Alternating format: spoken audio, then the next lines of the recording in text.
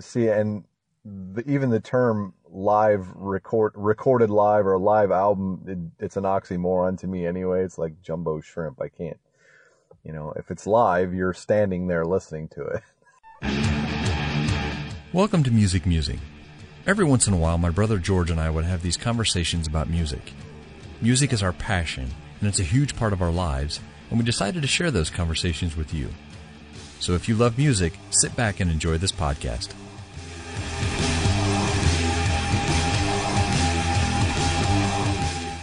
Okay, welcome back to Music Musing. I got my brother on the line. What's up? Good morning. Today we are going to hit a weird subject. And I'm not sure where to go with it. And we were just kind of talking before we started the podcast where we're going to go with it. We figured we just jump on here and figure out where we're going to go with it. But we're going to go do live recordings today. Whether it be an album, whether it be a single song, whether it be a double album so what is it? What does it feel to you? Does it feel like we're going albums? We're going songs? We doing both? What's going on? Well, before we started recording, I think it to me, it turned out, or I guess the, proof in the pudding was to have a live song that's a hit, you pretty much have to have a live album. But yeah, I think years ago it used to be that way. I think, probably even up till the mid 90s, it was maybe even close to 2000. That's really the only way you got like an iconic live song was off an iconic live album. And I think nowadays it's a little easier to do that. I sent you a song yesterday. I can't remember the woman's name now. But it was a cover. Yeah, I never heard of her. She has a bunch of covers, by the way. I started digging. I looked at, when I dug into it too, I'm about to look up her name now so I can say it. But she was doing a cover of Sledgehammer by, Peter Gabriel. But it was a one-off. It was just a live recording that, she had done and kind of stuck up on there. And I think nowadays it's a little bit easier to do that. But I think, years ago, I think that's the only way you got an iconic live song was to have it. Go ahead. Not to talk over you. What I did find was if there's a live recording, I say lately within the last 10, 15 years, it's a cover.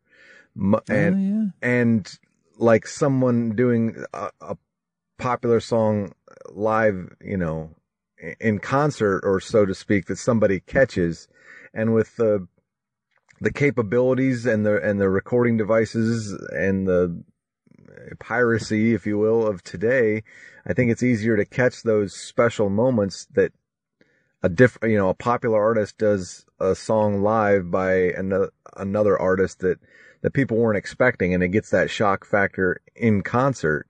Whereas, I know this is what started this whole podcast theory was, we joked about Cheap Trick's "I Want You to Want Me," and I heard the studio version for the first time in 30 years the other day, and because but that was their song, I think that may be the difference. Well, that's a good point. I really hadn't thought of it that way because if you think of, I think you even touched on Cornell doing Billie Jean.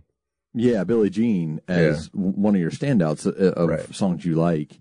And that's a good point because it was, I don't think that came off in the album. I think it was just kind of a single recording that was out there. Well, it was off a live album in Sweden, but he did some of that. That's kind of a hybrid. It was an acoustic version of some of his songs, and then an obvious acoustic twist on Billie Jean, but nonetheless a cover still. Well, I'll tell you what, that'll lead kind of into the first one I even had on my list, to be honest with you. Nirvana's Unplugged. Is that a live album? Yes. I mean, yes, it's live, but there's kind of them doing their own stuff, in a different way. But, I mean, it's pushing, it's 25 plus, 92 when that come out? That's 25 94. Plus. Okay, so it's pushing 25 years old already. Right. And that's kind of what I stumbled into most of the time. If there's think about, MTV Unplugged. That set almost a second generational of live albums. Yeah, true. You know, you talk, you know, Rush live in Rio. You're talking, you know, Cheap Trick, Cheap Trick at Budokan. Kiss Alive, all these, you know, Bob Seger's, you know, famous, you know, Turn the Page live is I would bet money. I don't even know. I've even looked for it. I don't even know if I've heard the studio version of Turn the Page. I'd say that with a, you know, tongue in cheek, but I think the MTV Unplugged series, they were live albums, but yes, they were acoustic versions, but they were still their music. Whereas, again, like I said, in the past 10 to 15 years, if you catch the Foo Fighters doing Little Nicky, it's not on a live album. It's they caught them in concert. You know what I mean? I think that's the difference, and I think it is a difference. That one's hard to find anywhere, but right. But doing a cover live is different than doing your own music on a live album, even if it is acoustically. I think that's just yeah. No, I think you're right. I agree. I just and unfortunately that whole Unplugged series was. It was certainly a wave. You got some ones that were really good, and you got some ones that were really bad. Yes. I mean, but it was very staged. It was very, sure. It was deliberate. And I think some of the recordings, like if you listen to, you know, like Frampton Comes Live, if you listen to, you know, that album, they knew that they were recording live, but it was a lot of loose playing in certain areas and a lot of songs that came off, I don't know, sometimes even better than the originals. Sure. You talked about, you know, hearing I Want You to Want Me and not knowing what the original sounds like. I'm the same way with Rock and Roll All Night. You know, I don't think I know it's on one of their albums. I couldn't tell you which one off the top of my head. Right. I would guess Destroyer probably if I had to guess, but I don't think I've heard the studio version. Right. You always on the radio when they play it, you hear that version. That's what you hear. Right. So, and you know, occasionally you'll hear stuff off of Nirvana's Unplugged album, but man, that's one you almost have to sit and listen to all the way through. Right. Well, I mean, sticking with the MTV Unplugged, Alice in Chains version of Nutshell is pretty much a standard issue. They only play, well, I shouldn't say they, radio in the greater Tampa Bay area only plays the MTV Unplugged version of Nutshell anymore. They don't play the recorded studio version of Nutshell. And to me, it's a coin flip. The live version, the MTV Unplugged version is amazing. I mean, Lane Staley was, you know, but there again, I mean, it falls into that. Is it better or is it just habit? Because I told you, I couldn't remember where I was at. I heard the studio version of I Want You to Want Me by Cheap Trick, and I thought it was somebody else. I didn't even recognize it. Not, you know, a studio version. I really did not. I thought it was somebody doing a cover, and I was like, oh my God, that's the studio version. Yeah. And let's kind of stop right there because that's a big one. How do you feel about live versions? Is it a song by song? Okay, I'll start off. I hate live versions. I do. I really hate to listen to a live version on the radio. I hate to, when I'm flipping through, you know, Pandora, or if I have Spotify or something up and it plays a live version of something, I fast forward. I do immediately. I mean, there's a couple iconic ones I'll listen to, like we talked about. You know, I'll listen to anything off Nirvana's Unplugged album because it has a different feel about it. But especially if I'm listening to a song that I like, the original, yes, like AC/DC had a live one too. Yeah, If You Want Blood. Right, If You Want Blood, You Got It. And you know, there was some songs on that when they came on, if I was ever to hear it live, I would be like, next, I'm changing station because I can't do this. So I don't. It's one of those things. Like I said, if it's an iconic one, like Turn the Page by, you know, Seeger, that live version is really good. Again, you went out and looked for it, and I actually did find a studio version of it, but it's not near as good as the live one. Sure. So how do you feel about it then? I 50% agree with you. because, but no, you said it in context. It depends on the song. What I've found or what I've noticed over the years is if it's a slower acoustic version and it's live, I think that shows the performer's talent level. And most of the time when they're acoustic or slowed down to a state, the audience is more respectful or trying to hear it, especially if it's acoustic. But I cannot stand like Frampton Comes Alive. I mean, I love the song, but I would take Big Mountain's version, 90s version remake of Shadows. I can't even think of the name of the song. I just drew a blank. But when Frampton Comes Alive, the live versions come on. When I Want to Rock and Roll All Night and Party Every Day comes on, I turn it off. When and even Cheap Trick, I'm not a fan of that song anyways. I'm not either. Yeah, I agree with you. But there's even been circumstances where bands have added, or they've recorded songs live intentionally for that purpose, I think, and I don't like the crowd noise, because if I'm not in the crowd, I don't want to hear crowd noise. I mean, I want to hear the song, like, kind of like you started to say, you want to, if it's a song that you like, you don't want to hear it live because it's not polished. There's crowd noise, and I don't know. I don't like the ad libs either, but if it's an acoustic version or if it's slowed down where the audience is listening and sort of quiet and it showcases the talent level of the artist, then I'm all about it. Like you said, Nirvana's Unplugged. I mean, there's Where Did You Sleep Last Night is... Oh, God. Yeah, don't get me started on that song. Well, that's what I mean. There's a difference because A, it's a cover, 2, it's acoustic, and 3, it's live, so that you got 3 factors there to... So you're agreeing to disagree. Sure. But it also makes me think, though, as you're talking, that maybe it is talent, because... Yes. Yeah, well, everything kind of boils down to that. Bands get signed because they're talented, and bands don't get signed because they're not talented. There's a lot of, we talked about, bands that are kind of self-releasing and stuff, and right. Some of them are good and some of them are not so good, but, it still comes down to the performance. And yes.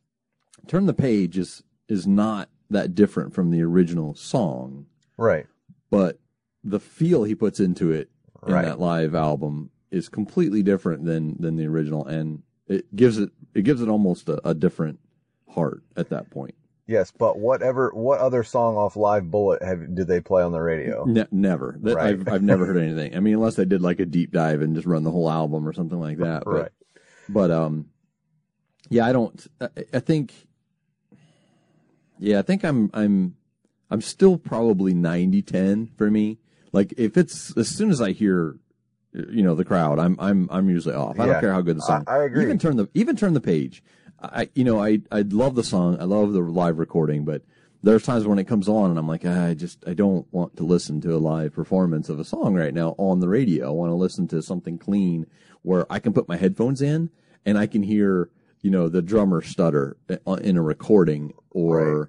The nuances of the guitar where they've tried to bury it enough to where you can hear it, but it's still not prevalent. And, I want to hear that nuance. I want to hear that third layer of guitar that you're not going to get with a live performance. So, well, I'll throw a slight curveball. What about, like when Metallica's S&M, when they performed with the orchestra?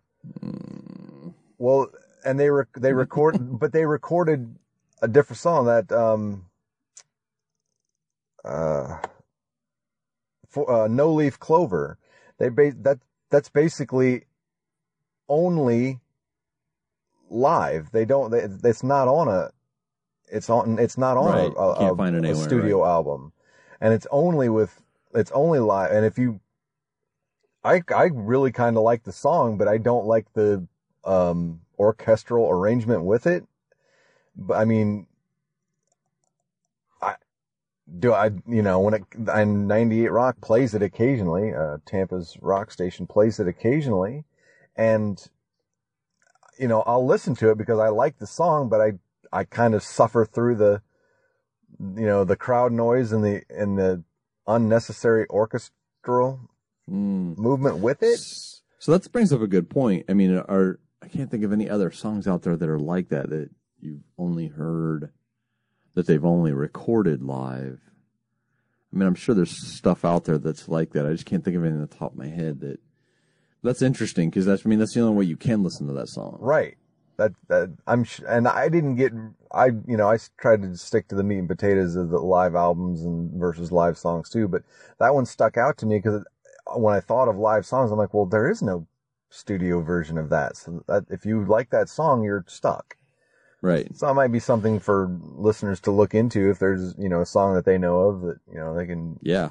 Certainly let us know. That'd be hit awesome. us up on the email and we can check it out. But to me, it's probably 50-50. If it's a song I really like and they're playing the live version, it depends on if I've heard the live version 100 times or if that's the only version I've ever heard. I mean, it's a tough call for me, but I prefer, if I'm going to listen to see, and even the term live recorded live or live album, it's an oxymoron to me anyway. It's like jumbo shrimp. I can't, if it's live, you're standing there listening to it.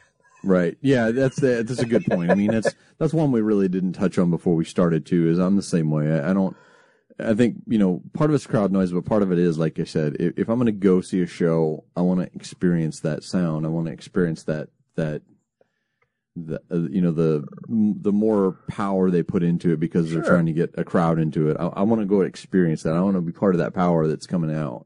But you're right. It's when as soon as I listen to it on the radio, it's like, I don't get to be that energy. I don't get to be that strong feel for what they're trying to do on stage. So right. It kind of takes me from it. So big question.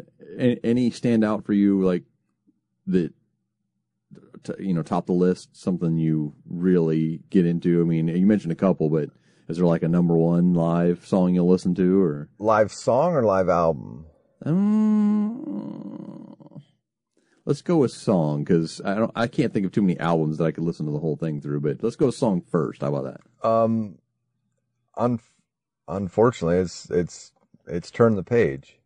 I mean, it's top of my list. Any reason?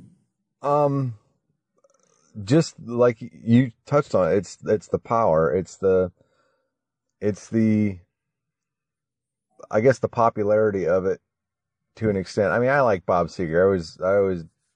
I always dug Bob Seger and his music, but that song, it's so powerful, and I think it's a song about being on the road, playing live music. So I think that kind of adds to it, and it's just kind of maybe it's sentimental value added to a really amazing performance of a somber, song. And I just, that to me always stuck out as a number one. I mean, if I have to listen to a live song, that's probably going to be the first one I pick, that I can get through. And it's, a really great performance of a really great song. And it just happens to be, they play, the one off Live Bullet all the time. So, well, I will say that, now that I think about it, there's really not a lot of crowd noise in that song. Right. Because it's a kind of a toned down song anyways. Exactly. It's a lower song anyways. That might be one of the draws to it for you, is maybe that's that crowd noise. Exactly. No, that's what I said. Versus like when Kiss Alive is recorded in a stadium and brought back to a studio and polished up and mistakes taken out and cleaned up, if you will. Whereas one take, one shots that are, somber, where there's not, somebody whistling or, screaming obscenities or whatever that you can hear, during a quieter song or a slower song. I think it's a big selling point, I guess. Oh, I'll tell you, mine's actually a weird one. and I love. This is one of those songs that I really do enjoy. The live, it is acoustic, giving it away, but the live version better than the recorded version. I wasn't ever a fan of the song in the recorded version, anyways. But All Apologies off of Unplugged. Right. When he starts playing that version of it, I love that version of it. And I don't know if it's the way Grohl plays the drums in it, because it's almost jazz-like. With brushes, yeah, with the brushes. Yeah. But yeah, every time the original song of that comes on, I almost wish it was the other version at that point. But that's kind of my top one right there. I think that's the selling point. But there again, it's acoustic, so it's.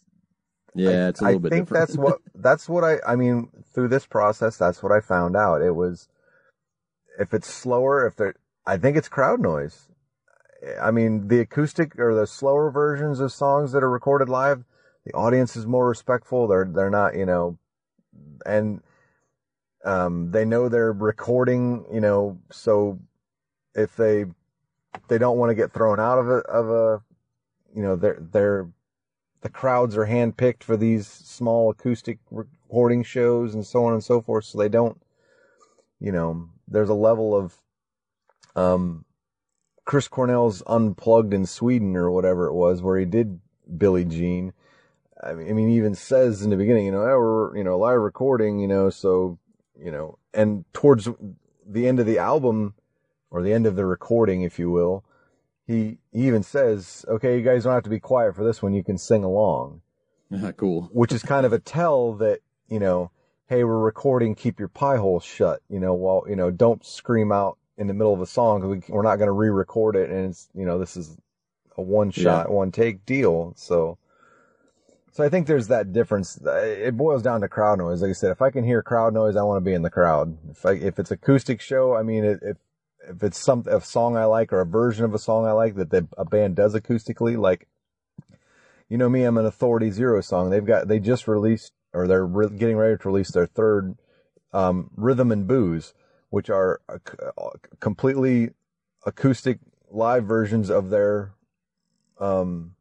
music, of punk rock music, which is kind of a neat twist for me. And as added bonus, I just went to see the lead singer live, do some of their stuff live and acoustic not too long ago, and it's an entire album I can listen to front to back, but it's different, It's when you record, but there's no live shows. I mean, because I've got video, of them doing songs I like live at a concert venue, and the video and the audio suck.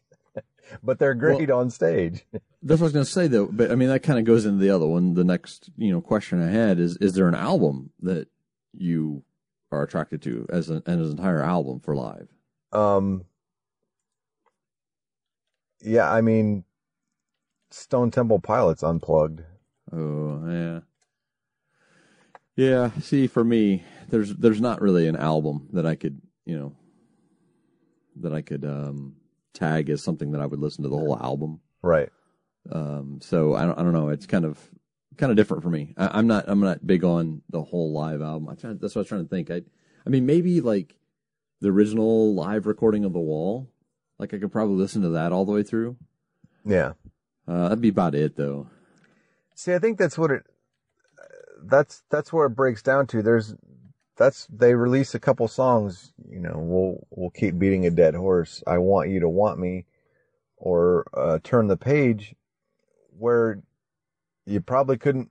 Well, I say most people probably can, but you probably can't name, the whole. I say, whatever every song that's on the album, because in the 70s and 80s, 60s, 70s, and 80s, and they're recording live albums in concert like that, if they had 3 or 4 albums, they played songs off each album.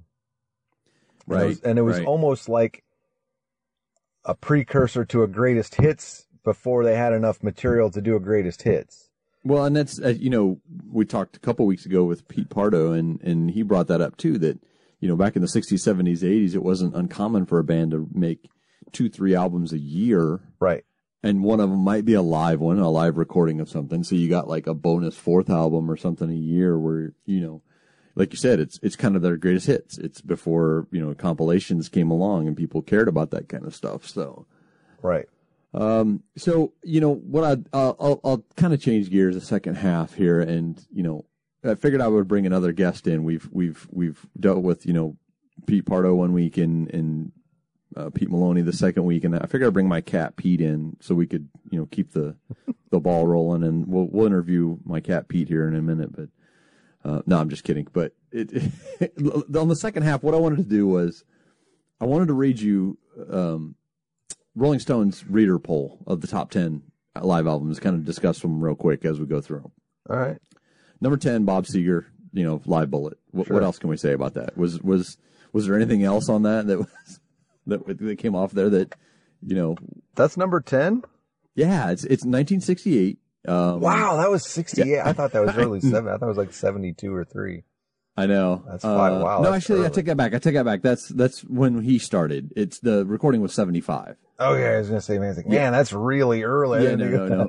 Sorry, my bad on that one. That's when he started. 75 is when it was recorded. Yeah, okay. That it was actually recorded in Detroit's Coby Hall. Yeah, oh, yeah. No, Cobo Hall. So, you know, Turn the Page is obvious on there. What else was there? I mean, I don't know. Yeah. You know, was there? I've never heard anything else played off of it. Right. I've personally never heard the whole album, the whole live album, anyways. Right. But that was voted number 10. Number 9 was The Band, The Last Waltz. Oh, yeah. I'm trying to think what song on there. Go ahead. I never got that whole. That was more or less a supergroup, wasn't it? The Band. I think so. I think we talked about it. Might even come up in passing when we talked with Pete Pardo about it. Yeah, as one of the supergroup bands, might have been one of them. I don't see anything on the list that mentions a song that was big off of it. Well, on this album, they had a lot of people come in as guests. Maybe that's what it was. Yeah, Bob Dylan, Neil Young, Eric Clapton, Van Morrison, Joni Mitchell. Maybe that's what I thought it was, like a supergroup. Because I paid less than no attention to that because I never cared for it. I'm not either, but it seems like the video was actually produced by Martin Scorsese too, so which is weird. But I'll skip over that one again. I haven't heard anything off of it myself. And number 8 is Nirvana's Unplugged in New York. I thought that would be higher than that. I kind of did too, but I think there's a lot of big competition. When I started looking into this, there's a lot of competition for live albums. So yeah, but I think that I think it falls so low because of what we talked about before that it's technically not a live album. I mean, it's live, but it's different versions of their stuff. So I think that might have been why it fell so low that people, you know, plus it doesn't have as much traction as the other stuff. Sure. I mean, like you said, you know, Seeger's been out since 75 and this was done in 93. So it doesn't have a lot of traction yet. I mean, the standouts are obviously, you know, for me, it's All Apologies and then Where Did You Sleep Last Night? But they skipped a lot of the obvious songs. Like they didn't do Smells Like Teen Spirit. They didn't do, you know, some of the other big name songs that people were looking for at the time. So. David Bowie covers and Meat Puppets songs. Exactly. Which I think makes that unique. I think the Alice in Chains one was strictly their stuff, right? Or was there any covers on that? I don't think there were any covers on that, were there? I'd have to look it up. Yeah, I couldn't tell you off the top of my head, actually. Yeah. Number 7 is Little Feat, Waiting for Columbus. Not much of a Little Feat fan. It was taped in 77, released in 78. Yeah. But they have extended arrangements of songs, like Dixie Chicken and Trip Face Boogie. Which, I mean, side note, does the allure of live help with when they extend songs or play really long versions? I'm going to say I guess it's a one word, 2 syllables, Freebird, because the live version of Freebird that's 12 and a half minutes long is the only one they play too. See, that's different. We don't get that up here. We just get the regular version. Good Lord. But it's Sweet Home Alabama up here all the time, man. We don't get Freebird much on the radio anymore. Well, yeah. But yeah, I'll pass on that one. Number 6 is Deep Purple, Made in Japan. Yeah, see that Highway Star. I was gonna say that was on my radar because that was pretty epic.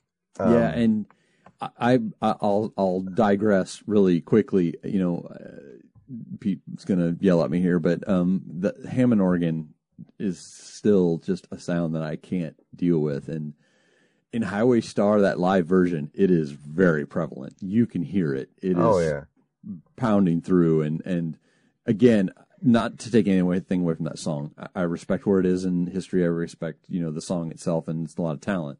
But even the live version makes it just bad for me. That was recorded in 1972. But again, you know, we're looking that's at early too. Yeah, that we're looking at a lot of albums that recorded, you know, in early, mid, late 1970s as compared to the Nirvana one, which again, I think it's why it was shifted down. But number 5 is your favorite. It's your most favorite record ever. It's Kiss Alive. Kiss Alive, yeah. 75 though. I mean, and this one was a little unique because it was actually taken from different shows. They actually compiled different live versions. And they actually tuned that in the studio too. I mean, they actually cleaned a lot of that up. Yeah. And that's a double album too, right?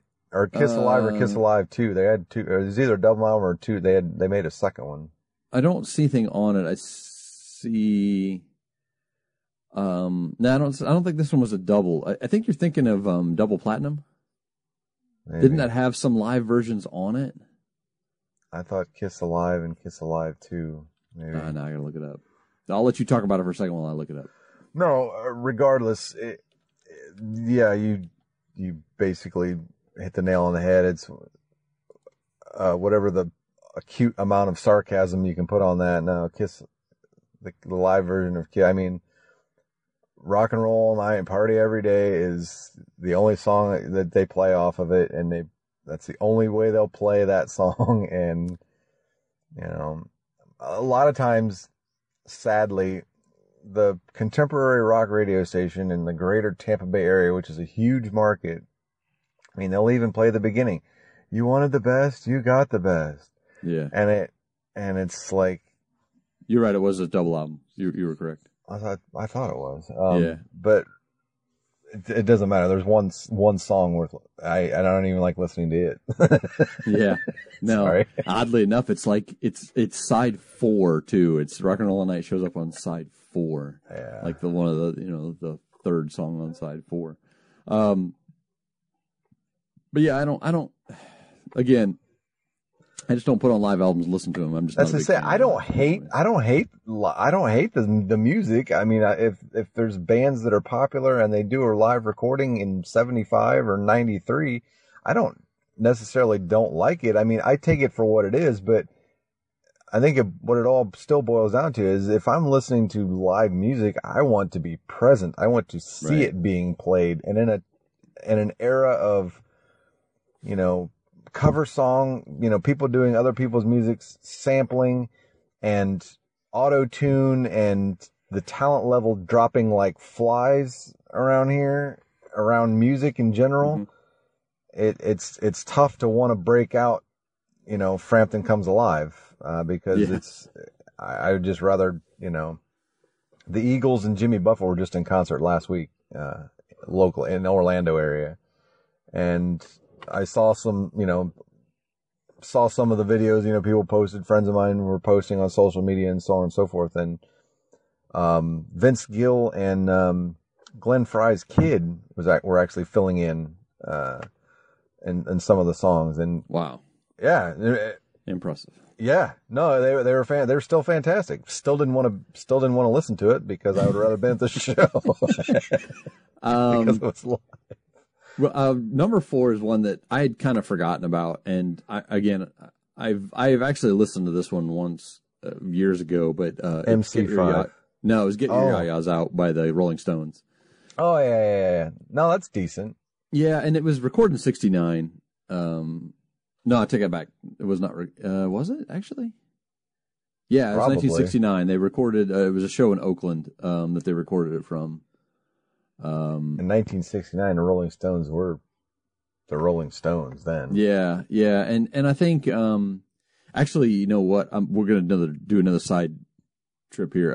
I think it was released because there were a lot of bootlegs of it coming out. And just as a side note, you remember that I was trying to think when it was. It was probably the late 90s, maybe even the early 2000s, where Pearl Jam started just releasing live shows, period. Yeah. Like, we're going to record every live show and we're going to put it out so nobody can bootleg it. Right. I mean, it's just going to be our bootlegs, basically, of every live show. Right. What does that mean to you? What did that mean when you started hearing that? That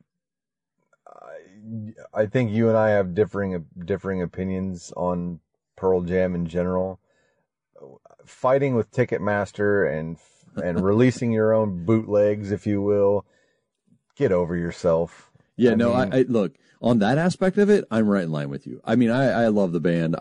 We played a lot of a couple of their songs as covers in when we played in Contrast, and I love the band. I love the music. I think that 10 is going to be an iconic album forever. But you're right. That attitude, that buck the system attitude, maybe it sells more tickets at your live shows, but it was such a mess to walk into at that point in time, like, Best Buy or one of the stores that sells CDs. I don't know, do they even sell CDs anymore? Well, but to walk in there and see Pearl Jam take up 4 rows because you've got the June 7th, 1997 and recording next to the July 8th, 1998 album, and you had to pick which one you wanted, and I'm like, but how do I know if anything's good on it?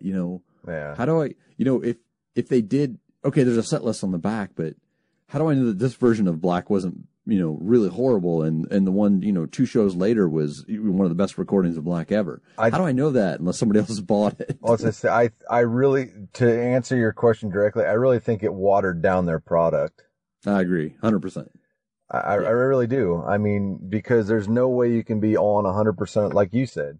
You're not going to get the same recording live. You're not going to play it the same way every single time. It's not going to be the same sound system. It's not going to be the same crowd. It's not going to be, you may have had 4 drinks instead of 3 drinks and, you mispronounce one of I think it waters down your product, and that's what really took away from, I still think they're amazingly talented, but that took away a lot of respect and a lot of care, for lack of a better word, for me about about Pearl Jam, because I didn't, after a certain point, I didn't really care.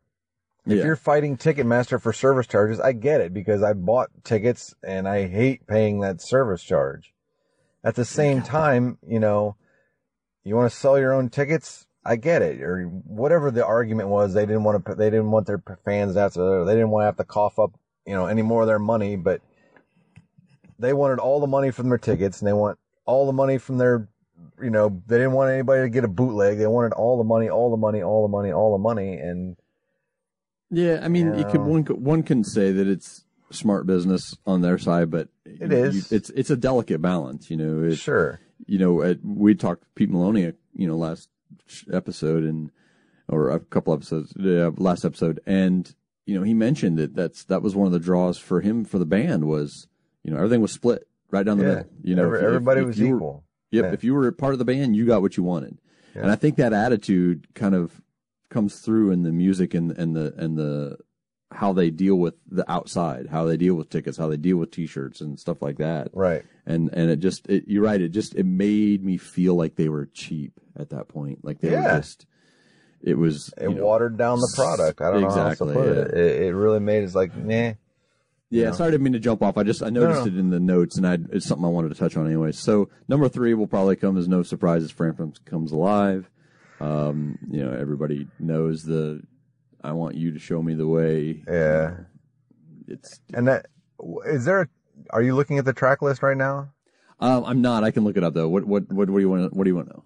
How long what's the actual record time on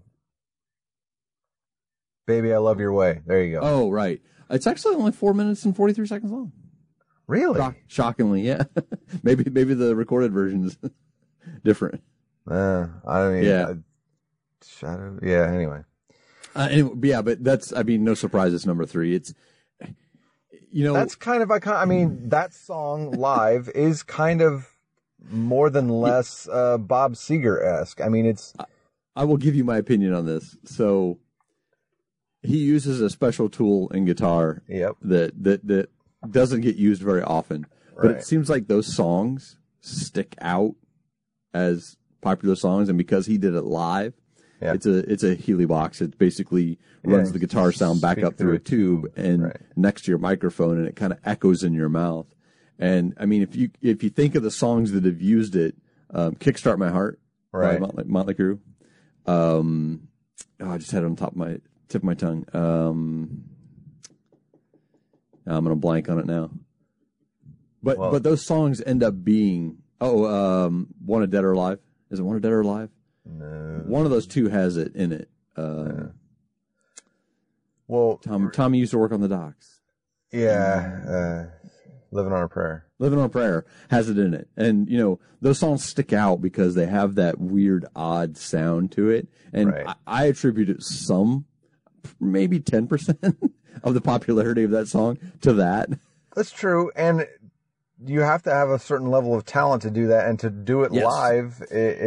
I mean, that's an easy thing to mess up. From what I understand, I've never. It's not something easy to do, to play guitar and sing, and you use your mouth as part of an instrument too on that. With that part of it. So as a side note, I actually tried that. Patrick, our singer, and I went to the Guitar Center, bought one, brought it home. I tried it for like 6 hours to get it to work. Couldn't get it to work, or I had no idea what I was doing. One of the two. But just for that reason, just because we thought, hey, there's songs out there with that in it, maybe we can sneak a song in. And it is extremely difficult to do. Yeah. So number 2 is one that, again, I've never heard of, but again, I'm going off the reader's poll. So, the Allman Brothers live at Fillmore East. Yeah. I mean, I've heard, I am not an Allman Brothers fan, never have been, probably never will be. But that album, it's popular enough where I've actually heard that. Yep. But here's one of my reasons why I don't dig stuff like that. Whipping Post is 23 minutes long. Right. That's why I don't listen to it. Mountain Jam is 30 minutes long. Yeah. See, that's... And I totally am not taking away from the jam feel. I dig that on certain songs or even some live stuff, but 30 minutes? Right. I mean, it feels like a Dead concert at that point, I mean, it does, and that's I am not a Dead fan at all, but it feels that way. It feels like you're playing just a jam. And hey, I'll go sit and listen to you guys jam if that's what you're doing. If you're going to charge me half the price and you're just going to sit around and jam all night, I'm all for it. I'm in. I'll just go sit and listen. But if I'm going to see a live show and I want to see some songs, if you extend a drum solo or take a break and get the crowd into it in the middle of a song and it extends it a little bit, I'm fine with that. But 30 minutes is just way too long. No, it's insane. And I mean, the Allman Brothers played for 4 hours last night and they played 6 songs. No. Yeah, that's the story. Not doing it. Not into it. Number 1 is, again, it's not one I've heard of. And again, this is totally reader's poll. So I'm just reading off what's there. I'm going to go into a couple real quick before we do our closeout. But The Who live at Leeds. See, that's valid. Yeah, but I think it's because was it one of the last shows that what's his name played? Moon drummer. Yeah. Probably. Maybe. Well, I don't know. He died pretty early. He died mid-70s, didn't he? So it was actually 69 when it was made. Oh yeah. And it was a compilation. Yeah, it looks like there was compilation. He pulled stuff off of there, off of different ones. So, yeah. See, I never No, I actually take that back. That he wanted to, and then he had 2 shows recorded coming up. So, being not necessarily a fan of live albums, I mean, if that's a reader poll, I mean that's valid. I mean, some of the big ones that are on there, I've heard. I don't listen to. I've never listened to the entire album of The Who at Leeds or the Doobie Brothers at all, or, and I've heard the Unplugged album, in segments. I've never listened to it all the way through. intentionally. You know, I mean, it's just, it is what it is. But Well, the one that's like MC5's Kick Out the Jams was nowhere on there. No, not even, not like I even pulled a top 50 list, but I didn't want to go through obviously all of them, but yeah, I even went through the top 50 list and it was not even on there, if you can believe that. Yeah, I was kind of shocked as well. I mean, but in top 50, you're looking at some weird stuff though, like Live After Death was on there, which, Really? I've heard the live version of, what was the big one they played off there? I can hear it's one that Metallica makes fun of at the end of Garage Days. About the Indians. God, I can't think of the name of it now. Run to the Hills. Oh, Run to the Hills. Yeah. So, stuff like that, it made the list when you're looking at the top 50, but, I was shocked it wasn't on there either. I mean, just even as a mention, Yeah. So we're nearing the end. I'm going to clean up and give you your parting shot. It's not a bad one this time. I'm going to make it easy. I'm going to go easy on you. It's one we haven't mentioned yet, but it was the top of my list. When I started looking for stuff to talk about, 3 albums, hit the top of my list. And one of them was Kiss Alive because, every once in a while the Rock and Roll All Night will come on and I'll just listen to it just to, kind of submit my ears to it. The Nirvana Unplugged came to mind, and this third one came to mind, which we didn't bring up, and it wasn't on the top 10 list. It actually didn't show up very high on the top 50 list either, but Folsom Prison Blues, Johnny Cash. Oh, Johnny Cash? I was actually just listening to that last night. The live, I've heard a lot of the songs off the live album. Yeah. In fact, occasionally when I do hear the Folsom Prison Blues song, it'll be the one off of the Folsom Prison recordings. Yes, and I don't know if you actually heard me. That I actually listened to that last night. That very song, Folsom Prison. That's funny. Blues. Yeah. But it was actually and a boy named Sue. It was actually recorded in a prison. Right. He went and did a show when was it released? It was released in 68. That's got to be, as I say, late 60s at best. Yeah. Yeah. What's your take on that one? I mean, even for all the probably hate mail I get, I've never been a huge Johnny Cash fan. Everybody tells me I'm crazy. I appreciate the man for his talent. So it is a typical parting shot then. I'm just throwing. No, it's not. I respect that album very differently, because of the performance, because of where it was recorded, and how good it is.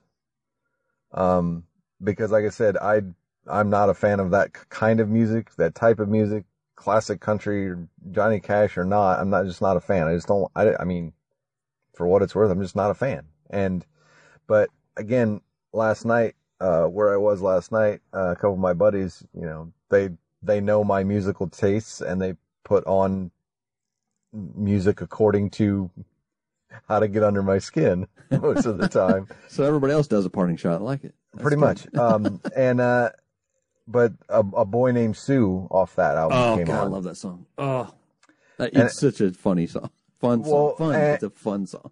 Well, and the live version from the Folsom Prison album came on, and they're like, oh, and to start singing along, to watch their face drop, I think it was just as much a parting shot for me as it was for them. But to me, it's impressive. Again, not something I listen to only because it's a live album, but secondly, it's not my style of music. But when it comes on, I don't turn it off. And I think that's kind of where I landed on it too. Is I love there's specific songs off of it that I don't think I've heard the originals. I've heard the actual studio recordings, and those ones he played there. I think it's also the knowledge of where it was recorded and who was in the crowd. I think that helps. Yeah. Yeah. That you're playing. He went into a prison and is playing for prisoners. Like that's the audience. Yep. And, to have them cheer like a regular crowd and to have them stand up and, clap and give him accolades. It's weird. It's like the only time you're ever going to hear that in a live recorded album. Yeah, and Metallica tried once, and on Saint Anger they recorded one song in. Well, I take that back. They did the video in a prison in some San Francisco prison, but that I think that angered. Sorry, bad pun. I think that pissed a lot of people off. Yeah. Trying to milk that Johnny Cash feel. Yeah. And yeah, it's one of those things where once it's done, it's kind of hard to do. Yeah, that's a precedent you don't want to try to reset. And no, I respect him. I respect the recording. I again, not a huge fan of the music itself, but the recording itself, and the performance of his music in that setting is probably, I think, should have been top 10 at least on that list, on any kind of reader's list. If the Who and the Rolling Stones made the top 3, I mean, Johnny Cash should have been top 10 easy anyway. But yeah, I agree. Well, I'll seal this up with letting everybody know you guys can contact us at musicmusingfeedback@gmail.com. You can reach out to either one of us, George or Craig Seibert, Sybert, and give us your list. Tell us songs you like to hear that were live, or albums that you like to listen to that are live. We encourage you guys to just reach out and talk to us. We've got a couple people that have reached out to me on Twitter, and we've had good conversations about music, and I'm picking up a little bit of steam with finding people on Twitter and on Facebook and stuff that really enjoy both what we talk about and enjoy music. I think that's the core of it, is that we're just looking for guys, girls, whatever, that want to talk to us about music. So, reach out to us and tell us what you want to hear. Right. And we've recently go back and listen to the other podcasts. We've had some great guests on, Pete Pardo and Pete Maloney. seaoftranquility.org, I believe it was, is Pete Pardo's website, where he reviews and talks about music, and he's got a YouTube channel where he rants.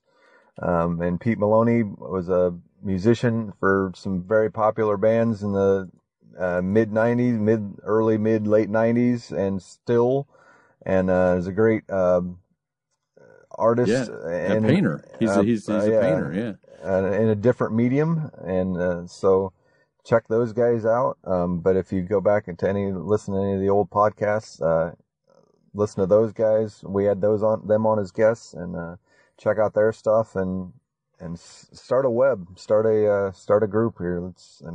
Get involved. Listen. Yeah, we would love to jump. If you start something, you start a group or something, drag us in. We'll certainly talk about music, because that's what we love to do. So absolutely. And if you're kit and kin to either one of those guys or any one of us, hit us up and we'll talk. Cool. We'll catch up to you in a little bit then, brother. Take it easy. All right. Thank you. Yep. See ya. See ya.